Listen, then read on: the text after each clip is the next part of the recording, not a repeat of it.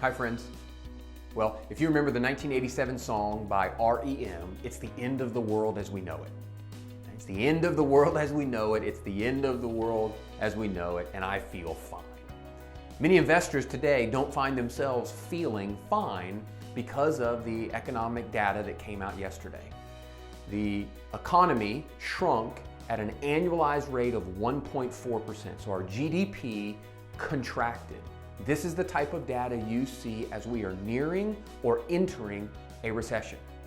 So let's ask the question, are we in a recession? Is a recession imminent? Well, if you took that piece of data, that one singular piece of data at face value, then you'd be left saying yes. And that's what the talking heads and the pundits are saying on the TV, that we are there. But if you uncover and look at the rest of the economic data that also came out this week, unemployment claims are down, jobs are up, housing starts are up, revenue is up. Now, we've said for some time that we are entering a different environment. We are no longer in a high velocity growth environment. We are in a slowing growth environment. The car's not at a standstill, but we're just not moving as fast as we have the last 3 to 5 years. And that's okay. The companies that have reported earnings so far, roughly 130 of them in the S&P 500, show that 8 out of 10 nearly, so 79% of those companies that have reported earnings outperformed expectations. They made more money than they expected to. This is not the kind of data you see as we're entering a recession. American Express reports that credit card swipe, people spending, particularly on discretionary items, is up nearly 30%. Airport travel, the TSA checkpoints, we're almost at the same levels we were in 2019 at the height.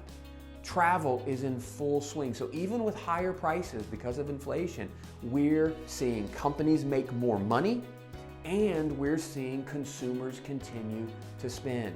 So we believe that the Federal Reserve has a lot of tightening to do on monetary policy and interest rates before a recession would be induced. Now, we know that a recession will eventually happen. The economy will continue to contract, and we'll see a recessionary type period.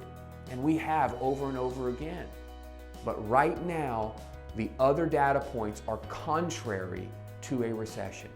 So we need to be invested accordingly, making sure that the strategy that you've used the last 3 to 5 years in a historically low interest rate environment with high velocity growth is likely not the strategy you need to use moving forward. We'll continue to monitor the Federal Reserve meetings in May and June as equity markets try to find their footing. But for now, one data point versus a lot of other data points suggest, and we believe, we are not in a recession, and a recession is not imminent. We'll continue to watch the data, we'll continue to watch the Federal Reserve, and we're always nimble enough to adapt. But for now, take a deep breath, enjoy your weekend, and I'll see you next time.